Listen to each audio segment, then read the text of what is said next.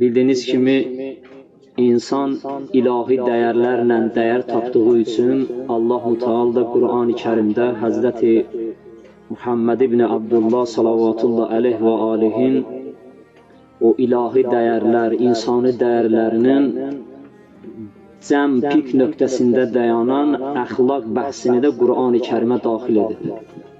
Əxlaqi dəyərdir. Qələm surəsində Mütəal Allah Peyğəmbər salavatullah aleyh və alihin əxlaqı barəsində bir işarət edir. Ümumiyyətlə biz bu cürdə yanaşa bilərik bu mövzuya. İslam dinində ümumiyyətlə dahi şəxsiyyətlərin düşüncəsində və yaxud Peyğəmbər əhl-i beytinin kəlamlarında əxlaq anlayışı nə olan şeydir? Biz mövzunu bu cürdə qoya bilərik. İnşallah bilirəm bu böyük bir bəhsdir. İnanmıram bunu saatlarla danışsa biz bunu yetərli qədər çatdıra bilərik. Amma çalışarıq ki, qısa və lakonik Allahın izni ilə əgər Allah lütf eləsə bu əxlaq mövzusunu inşallah sizinlə bölüşmək istədim. Ümumiyyətlə əxlaq anlayışı İslam aləmində yəni nə nəzərdə tutulur? Bir insanın bütün davranışlarını əhatə edir əxlaq prinsipi. Yəni bütün onun rəftarı, danışığı, həyat tərzi, hətta baxışı belə insanın əxlaqından xəbər verir. Əxlaq eyni zamanda ictimai də davranışın və insanlıq mərtəbəsinin vacibi bir cəhətidir.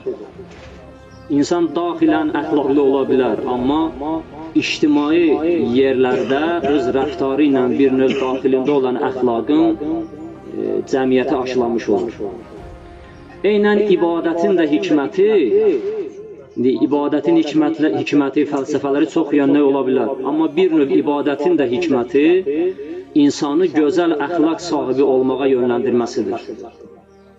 Dediyimiz kimi bu əxlaq bəhsinə biz qısa da olsa 3 aspektdən, 3 kontekstdən yanaşa bilərik.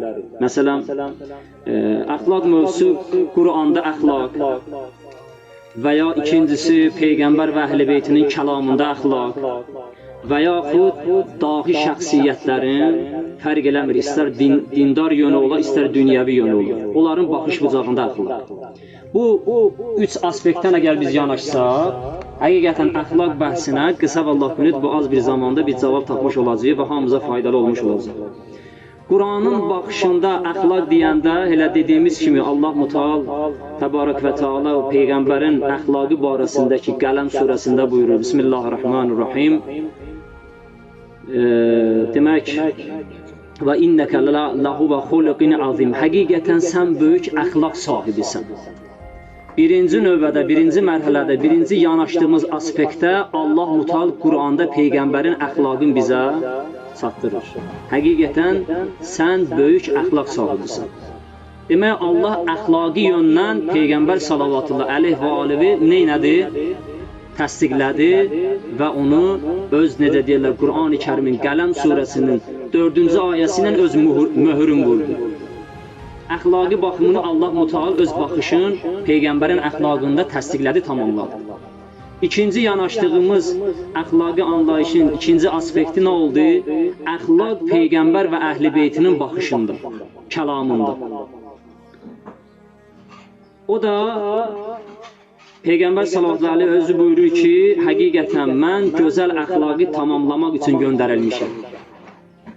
Yəni, insani dəyərlərə aid nə qədər əxlaqi cəhətlər varsa, onlar natamamdır. Mənim gəlişim, mənim rəftarım, mənim Allahın mənə buyurduğu əxlaqi dəyərlər ki var, mən gəldim özümdə olan dəyərlərlə yanaşı, ilahi bütün dəyərləri tamamlamaqdan ötürü. Digər bir hədisində buyurur ki, bir müsəlmanın dəyəri əxlaqının gözəl olması ilə ölçülür. Yəni bir növ, hər bir rəftar ali ola bilər, gözəl ola bilər. Amma yanında əxlaqı olmasa, natamam görünür, tamamlanmır. Bu bizim ikinci aspektimiz, yəni Peyğəmbər və əhl-i beytinin kəlamlarında olan əxlaq anlayışı. Dediyimiz üçüncü kontekstdən yanaşdığımız yön ki vardı, dahi şəxsiyyətlərin kəlamında, baxışında, dünya görüşündə əxlaq, bunun üçün də dünya şöhrətli, dəyərli, elmli şəxsiyyət Lev Tolstoyun da bu əxlaq barəsində öz fikirləri mövcuddur. Buyurur ki, dünyanın 7 möcüzəsi ki var deyirlər, mən onlardan xəbərsizəm. İşim yoxdur o 7 möcüzə ilə. Mən onu bilmirəm. İndi ya təvəzzükarlığından deyir, bəlkə də bilir, %100 ki, biz hüsnüzənd edirik ki, inşallah onlar bilirlər. Sadəcə təvazükarlıq etibarı ilə deyir ki, mən dünyanın 7 möcüzəsinin olduğunu bilmirəm. Amma bir möcüzəni mən dəqiq bilirəm. Gör, incəliyə bax. Bu boyda dünyada olan bu qlobal möcüzələr ki var, əhatəsi, miqyası geniş olan möcüzələr. Deyir, mən onları buna rəğmən bilmirəm. Amma mən bir dəqiq möcüzənin olduğunu bilirəm. O da deyir, bundan ibarətdir ki, insanın daxilində olan əxlaqi möcüzədir. Əxlaq tamam olanda, kamil olanda, tamam olanda neyniyir? Möcüzələr yaradır. Necə ki, elə Peyğəmbər salavatullah əleyh və aleyh Qur'anın nazil olduğu mühitdə o insanları nə ilə ədəbləndirdi? Əxlaqı ilə, Qur'an ayəsi ilə, vurmaqlıqla, döyməkliklə, üzr istəyirəm, acı söz deməkliklə yox, öz ədəb əxlaqı ilə neyləndir? Onları susturdu, onları mədəniyyət bəxş elədi, onlara ədəb verdi, onlara ilahi dəyərləri yerinə yetirməyi aşıladı. Digər bir dahi şəxsiyyətin sözü ilə çox vaxtınızı almayayım, sözümü tamamlayayım. Riyaziyyat elminin piri, belə deyək, ağsaqqalı hesab olunan Xarəzmi əxlaq anlayışında onun da bir mötəbər kəlamı var. Mənim əsas hədəfim gəlib çıxmağım bununla idi, Hacı ilə bölüşürdü, o rəqəmlər bəhsi idi. Dedim, elə Xarəzminin də əxlaq anlayışında gözəl bir mötəbər sözü var. Bütün zamanlara o dəyəri, o metodu, o kəlamı biz şamil eləyə bilərik. Buyurur ki, sual olundu ona, Xarəzmiyə ki, bəs insan nədir sualına Xarəzmi bu cür cavab verdi. Dedi, insan nədir sözünün cavabında, deyir, insan əxlaqlıdırsa, o insanın qarşısında bir rəqəmin qeyd edir. İnsan əgər nəsli nəcabətlidirsə, bir rəqəmindən sonra bir sıfır artırır. Var dövlətlidirsə, şan şöhrətlidirsə, 10 rəqəmi ki oldu, birdən sonra sıfır, növbəti sıfırı da artırır, elədi 100. Sonra buyurur ki, əlavə edir ona. Əgər digər yönləri də varsa, məsələn, qonşuya mərhəmətlidir, dosta səmimiyyətlidir, insan və insanlığa xidmət etməkliyi var, ümumiyyətlə dəyərlərə yuvarlanıb da, dəyərləri özündə cəm elətdirir. Deyir, bu yönləri də varsa bir növ. Deyir, ona bir dənə də sıfır əlavə edin. 100-ün yanına bir də sıfır əlavə etdi, oldu 1000 rəqəmi.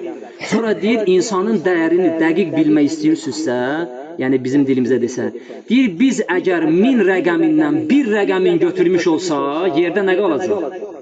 Deyir, sıfırlar qalacaq. Bizim düşüncəmizdə, zehnimizdə olan sıfırlar ki var, bütün o əməllər ki vardır, nəsl nəcabət, var dövlət, ibadət və s. və ilaxir.